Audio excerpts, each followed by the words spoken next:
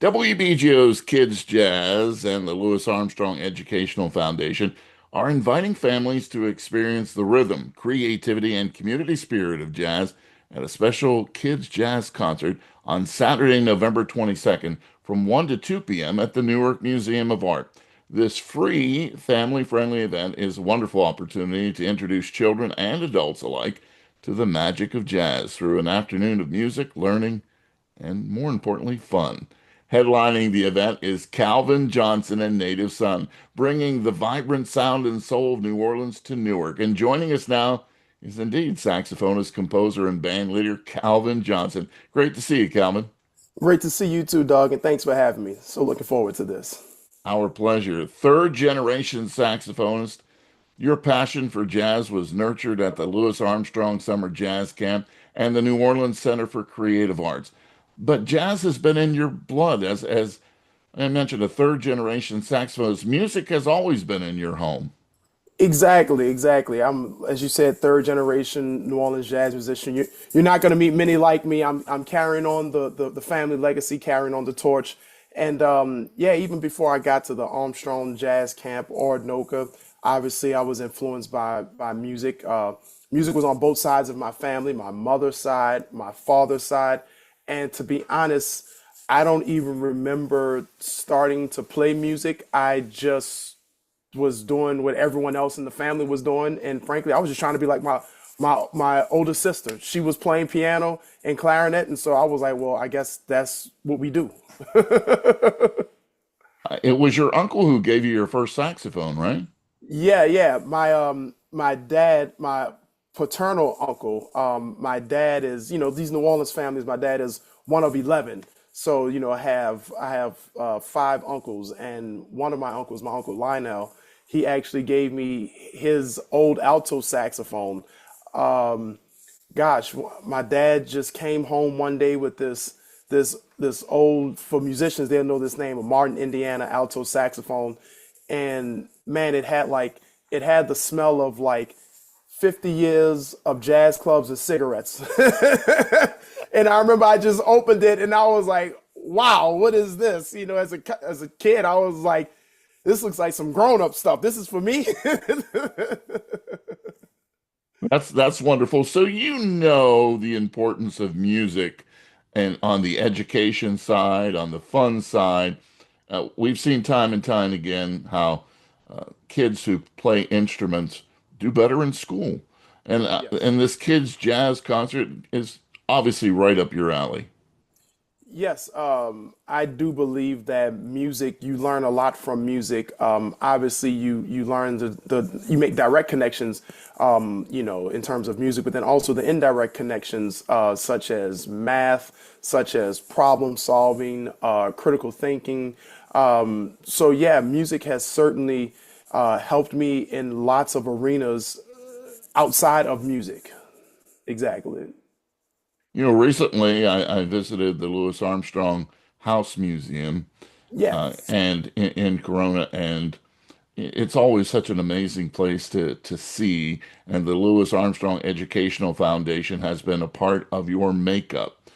When you think about the responsibility of keeping this wonderful art form alive, I know you take it seriously, and I know because of your family history, and our Gary Walker, our Daybreak host, has always said, just expose the kids to the jazz and they'll get it. What's your thought on kids and jazz?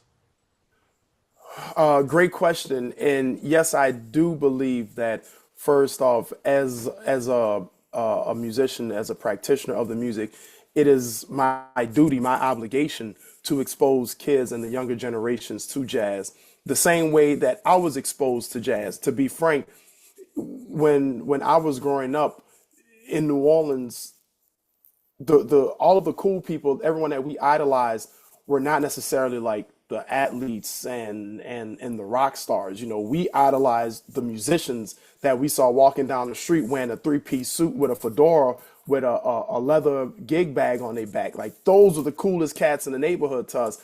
But the fact that they took time out of their day and out of their lives to just talk to us and to also, you know, take us under their wing, and they did not take lightly the role of a mentor. So I think it's in every musician's best interest to pay it forward and to give back to the community that gave to them. What will these kids and their families experience on Saturday at the Newark Museum of Art on the 22nd? Well, obviously, we're gonna come in swinging. We're gonna come in swinging with the full band, a six-piece band, modeled after Louis Armstrong, the way he liked to do it. Come in trumpet, trombone, soprano sax, clarinet, piano, bass, drums. So not only will they be exposed to a live jazz band, they'll also be exposed to improvisation. They'll also be exposed to the repertoire. This is not necessarily the repertoire that they are going to hear on the clear channel radio per se, but they are still going to get the jewels that came before them in terms of a repertoire. They're going to be exposed to, oh my gosh, I mean, hopefully by the end of the show, I even get a few of the kids up dancing. So there's going to be lots of, I'm sure there's going to be lots of first time experiences for them. Also, just being frank, everyone throws around this term exposure. Well, to be honest, what it's all about is the more you're exposed to things as you're growing up, the less fearful you are of them as you get older, and then also the more you know how to embrace and indulge and enjoy them. So at this point, it's really about exposing kids, creating that next generation, establishing a pipeline for that next generation of musicians, and also perpetuating the music. If we don't do this, then what is the future of the music? Another thing too for young kids is they also then start to learn that some of the music that they're listening to now has all been based on jazz and blues music. I don't know who said it first, but everyone knows that phrase, there's nothing new under the sun. And so I just find it amazing when we're playing these student concerts. And this usually happens more like in a high school level, because they've already had maybe a decade or so of absorbing pop musics and some other things. And then, we'll play some examples, or I'll slip in some familiar melodies to them, and they'll say, "Wow, Mr. Johnson, I didn't know you like Lil Wayne or Kendrick Lamar or Beyonce." And I'm like, "Well, Beyonce got that from Maze and Frankie Beverly, or such and such got that from James Brown." And then you kind of just light a spark in their eyes, and then they fall down a YouTube hole, and they just keep following the thread. Then I'm like, bam, my job is done. When people say the sound of New Orleans, what does Calvin Johnson say that means? Um, I would I would say the sound of New Orleans, in New Orleans, we like to say that the music belongs to the people, and we like to say that the music is folk music. So we use the music to accompany every facet of our life, whether you're talking about a birth, a funeral, a church service, a graduation, a birthday party, just a second line on a Sunday. So to me, New Orleans music equals expression. It equals emotion. It equals personality. It equals a living embodiment. The old men in New Orleans like to say, play like how you live. The music is still alive and it's still breathing. And to me, that's what New Orleans music is and represents. You've also acted in some really cool shows. Treme was, one of the best shows that was ever made. Uh, Thank you. Yeah. Absolutely. So, you've been on that side too. So you've been surrounded and you've used, your knowledge and your talent to really spread the word about this music. When they came to you about doing this kids jazz series, what went through your mind? Is like, yeah, I'm in.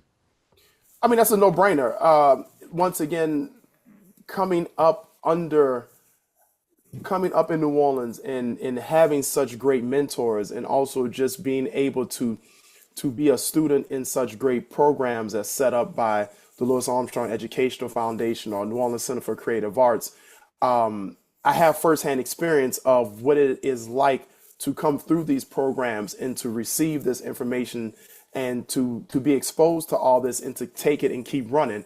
And like I said earlier, I think it is it is my duty, it is my obligation to give back to the next generation. So once again, when I was approached with this, it was a no-brainer. It's like, well, yeah, thank you for allowing me to do what I'm put here to do.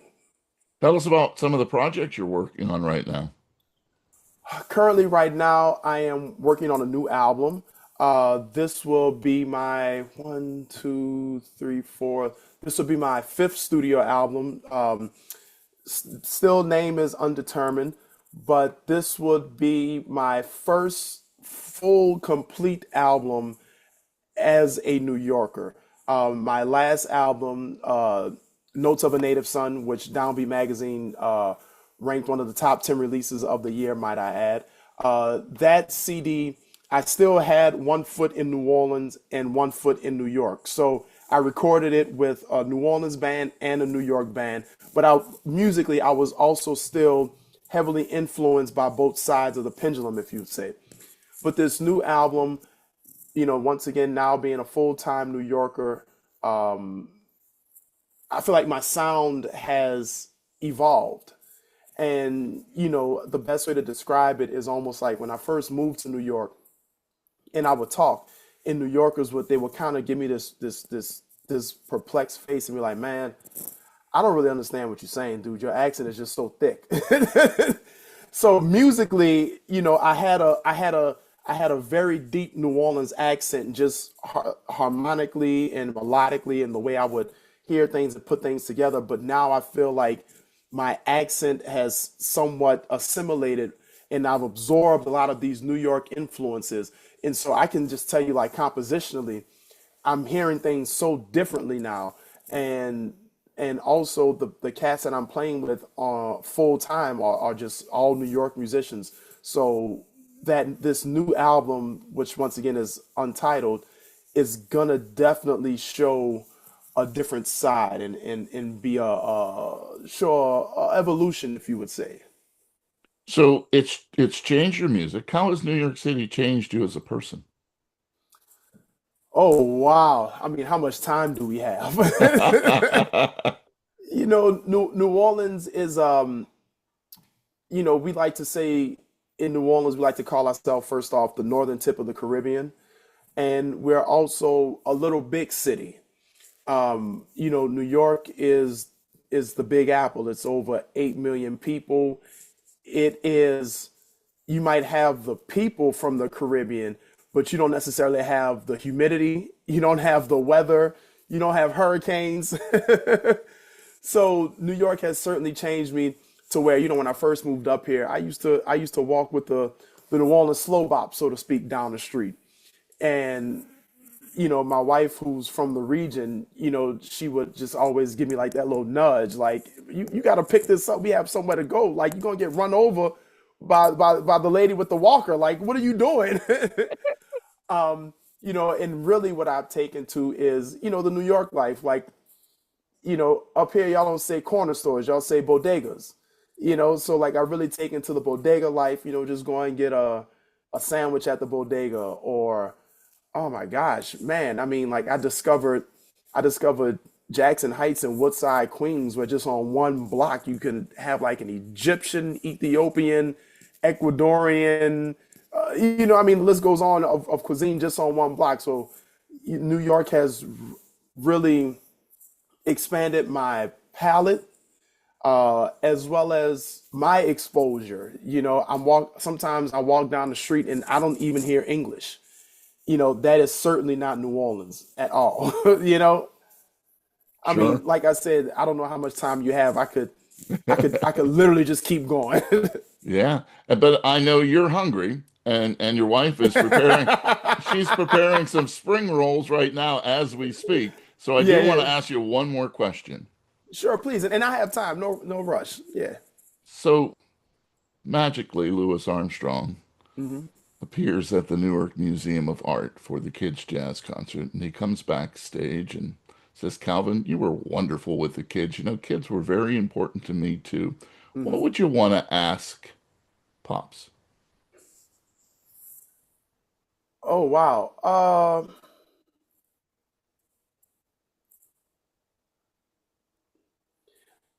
Wow. Honestly, wow. You kind of put me on the spot. You put me on the spot, Doug. I don't know. There's so many questions I want to ask. I would probably be selfish and ask him for a lesson. Just being frank. Or I would ask him if I could just hang and maybe just spend a day with them, and hope that that could evolve into a mentor mentee relationship, because a lot of times you learn more hanging with musicians in because the music is an expression of life. So honestly, if I could ask Pops anything, I would just say, Pops, can I just hang with you? Can I just come over for a bowl of red beans and rice and just sit in your at your kitchen table, not catching you dressed in a suit with the cufflinks, but like, just with your house shoes on and your t-shirt, like that would, yeah, I would probably start off there. Well, that's a great answer. And it's the first time someone has answered that question by saying, "Yeah, how about a lesson?" And I think that's great. I think that's truthful and great. You've worked with some of the biggest names in New Orleans music, including Aaron Neville, Harry Hmm. Connick Jr., the Dirty Dozen Brass Band, and so much more. Hmm. How much did you take from those experiences and put it into your own music? Oh wow. I think that every gig that I have, first off, I feel fortunate and blessed. And um and then I also go into every situation looking at it as if it's either a lesson or a blessing. And so I've been fortunate enough to learn lots from those individuals. First off, Aaron Neville, I learned how to just be a great showman.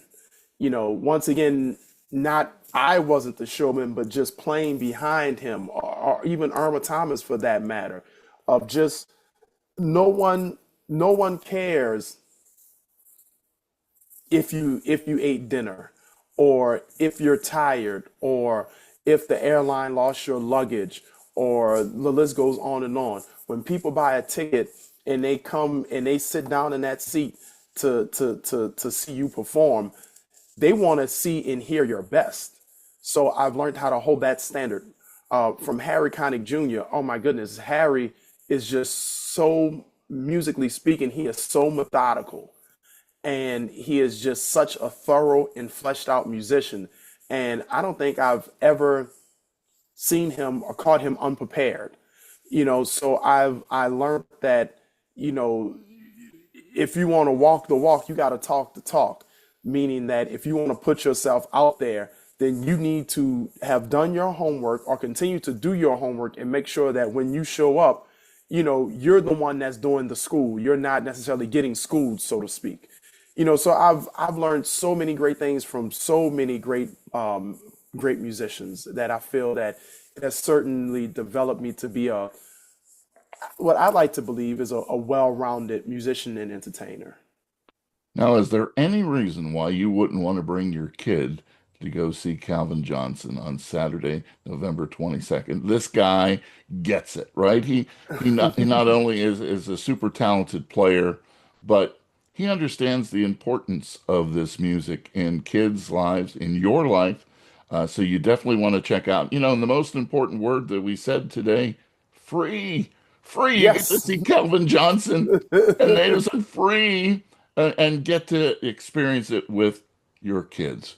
And I know Gary Walker's always said, yeah, you might want to bring your 65-year-old son or daughter, but we can't stop you from that if you're in your 80s. But it is for the kids, and we hope that you do show up. and become a huge part of the jazz community, which Calvin Johnson has been for many, many years.